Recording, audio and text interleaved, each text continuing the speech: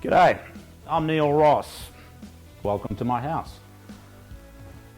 I'm representing the Friends of Shades Creek for the Cahaba River Fry Down but Not Out cooking competition. This year we're going virtual. This year's submission, my dish is going to be fish and grits. Pretty simple.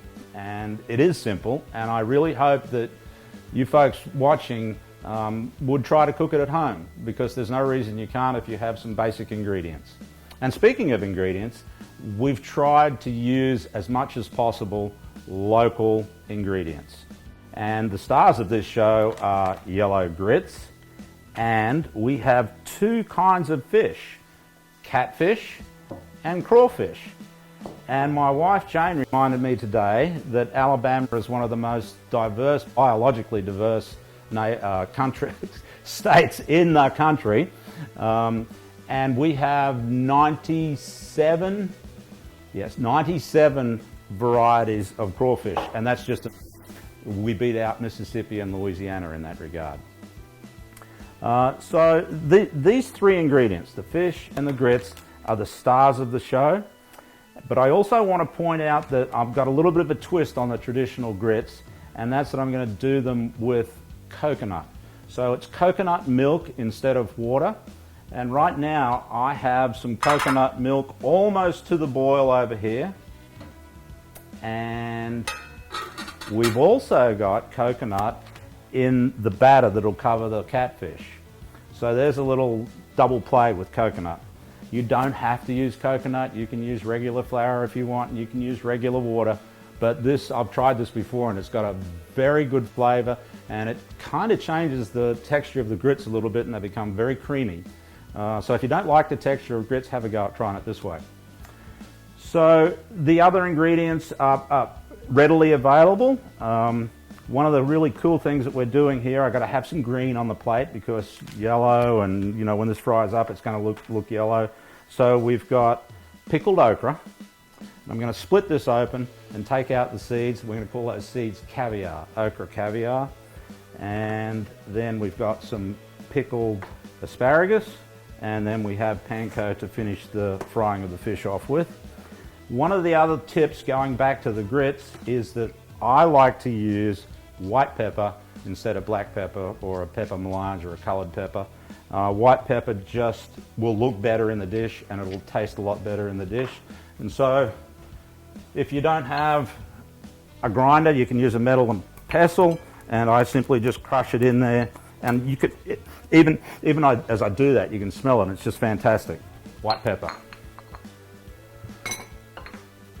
So I'm going to take a break and just do a little more prep so you don't have to watch everything, and then we'll be right back.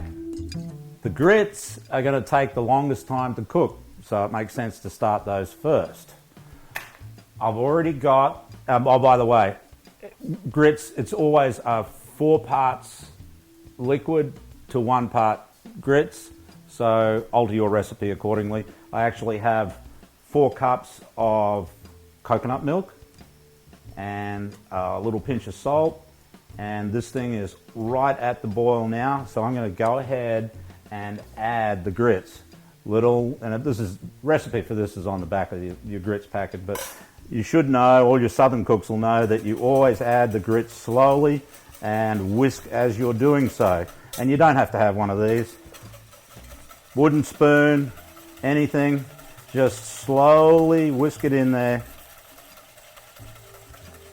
If you pour it in one big bunch, it'll just clump and it'll be lumpy and not smooth, and we don't want that. And towards the end of this, when it's almost cooked, we're going to add a little bit of butter. Richard, why do we add butter? Because it tastes good. No, because butter's better. That's right, we always put a little bit of butter in there. And as I mentioned earlier, we're going to use those white peppercorns. So that is well mixed in there now. There's no lumps, clumps. I can stop doing that, and if you don't have any of these tools, any of this stuff, the universal tool, the chopstick, always works great. It's my go-to, especially when I'm out in the bush or in the woods, as you would say here. Always carry chopsticks with you. Okay, let's put the lid on, turn it down to simmer, move it to the back burner to give us room to do other work. And there we are. That's going to take probably 20 to 30 minutes. And we're going to check on it every 5 minutes, but you guys don't have to watch that. We want to go as fast as we can. So, back in a second. We're back. Don't forget to keep stirring your grits, otherwise they're going to stick to the pan and it's going to be a mess, and like I said, they'll be all lumpy. But they're coming along nicely. Next thing we're going to do, oh wait, I'm getting thirsty. Do you mind if I have a glass of wine? Jane, Richard, would you like one? Why, yes. All right. A glass of Well, wine. come on in. I Here thought it you'd is. never asked. I know, but you know, you got to have white wine with fish. So there you go. For sure. Salud. Cheers. This okra over here is going to be the most tedious part of this whole deal, and feel free to just completely skip over it, because you know these things are absolutely delicious by themselves. But we're going to use the shell as part of the sauce that goes over or in with the crawfish that finally will go over the catfish. So this is really tedious. I'm just going to show you one, it's a slit down the middle, and then we just take these seeds out. And like I said, tedious, horrible, prefer not to do it, but good things take time and take effort. So, and then once all the seeds are out, we're going to dice these. You'd flip it over and then you would dice it. And that pile of that, when I finish with it, is going to go into the crawfish, and that's garnish. Be back in a second. Glasses down. Back to the grits. Just give it a quick whisk to make sure it's right, and it's getting very close to the consistency we're looking at or for. So I am going to turn that down even more and just let it sit, because next on the show is our breading. I use 3 different containers. You can use whatever you want. These work well with the fish because it's a little larger. I'll actually be cutting the fish down to smaller portions later on. But the first thing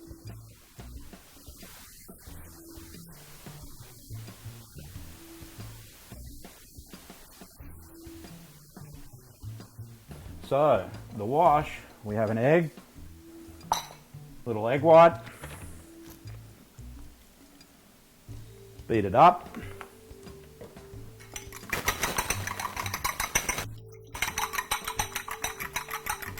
good enough, and then put it somewhere where we can get to it later. Next thing we do, and I'm coming in a little bit here, so just excuse me if I'm too much in the camera. This is the seasoning we're going to use in the coconut flour. This is a multi-purpose seasoning. Oh yeah. So we just want to season the breading a little bit, not a lot, because we don't power the fish. That's good. And then we just mix it in a little bit. Good enough. Remember, we want the coconut and the fish to shine through, and of course the grits, and then it's going to get finished with the crawfish, and we're going to make a sauce with that crawfish. We'll be doing that next, and I really think it's just going to pop and be good flavors all around. So again, quick little break, quick little sip, be back in a sec. So grits are done, some of the prep's done, time to get on with the fish. Here's our catfish. And you'll notice that it has a seam down the middle of the fillet. We're going to take that and cut it into 2 pieces right down that, because this dish can be served either as an appetizer or main course. So we're basically doing appetizer portions here. And we have our breading that we've already talked about, the technique for it. I like to work from first to the second to the third and straight in the pan, and that way for all battering type products is that we go from dry to wet to dry to hot oil. So I'm going to make sure that oil is hot. During the break I turned it down and I'm bringing it back up to temp now. Flour with the spice, and we're just dusting it with this. This is so that the egg wash will adhere to it. Excuse my fingers, but it's not being served to the public, so I don't have to have gloves and I don't have to have a mask. Lucky me. Unlucky public, because it's going to be delicious. So there is the first dry. Let's get that wet.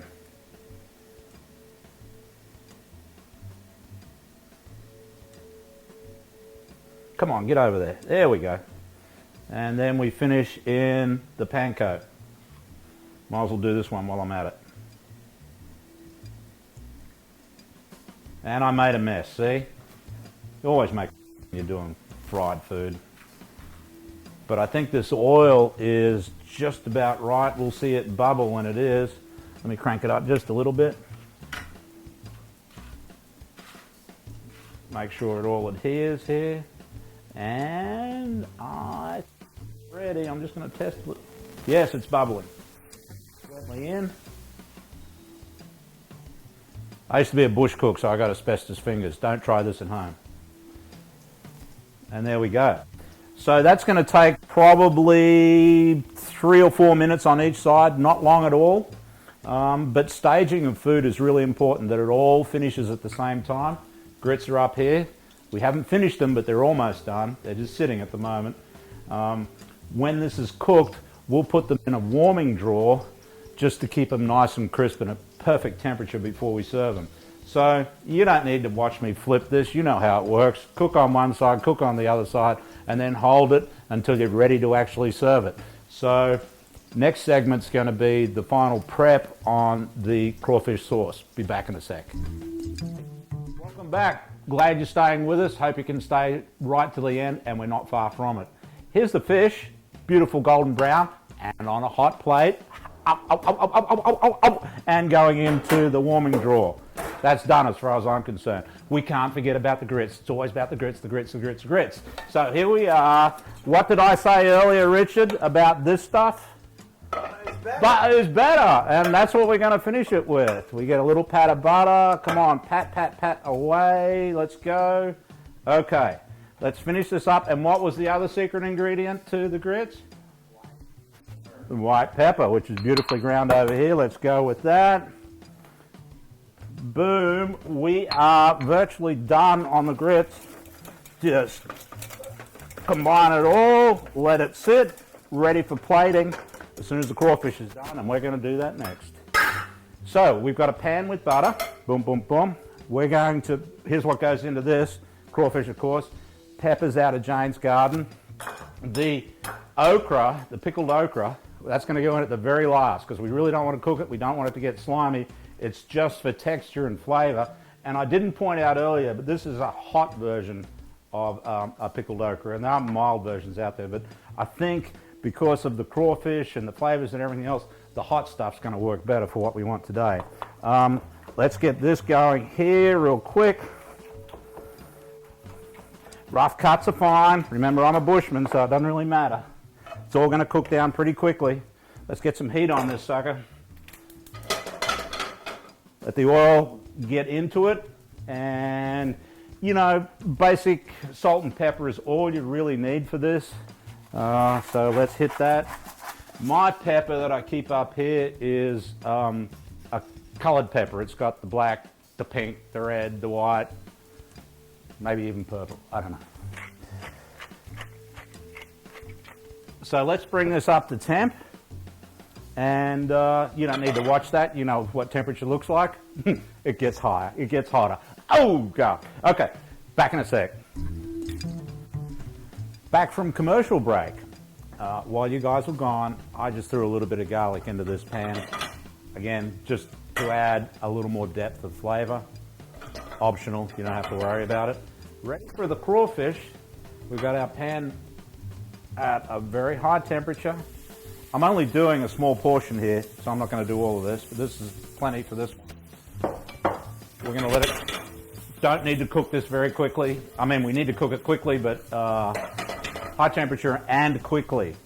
We don't want them to get chewy or rubbery or anything like that. So this will not take long at all. Hey, remember that wine I was drinking earlier? Boom. We're going to use that to deglaze this pan and make a sauce out of it. But we've just got a few more seconds to go here before we're going to be ready to do that. And I think we're just going to go ahead, get some of that garlic, some of that pepper off the pan. You see how clean that pan is now? That's what we want. Now, here's the thing. I think that sauce is just a little too liquid for my liking. So and you could swirl butter in that if you wanted to thicken it up.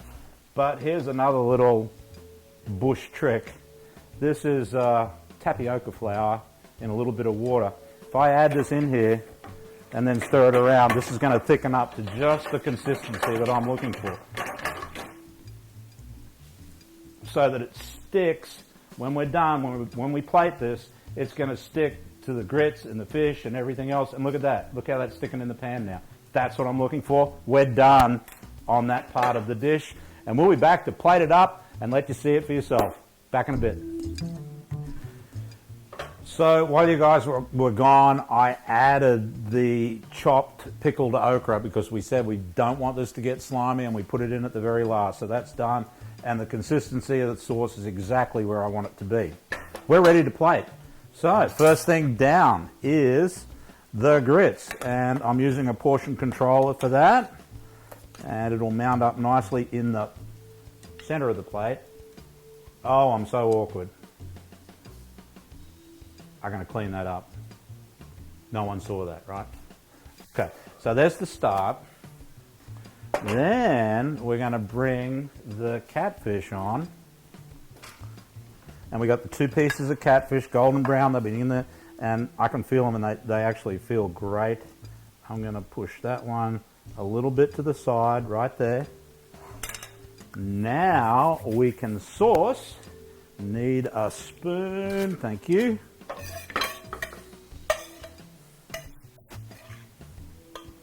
And we're going to run that sauce down to the edge of this plate.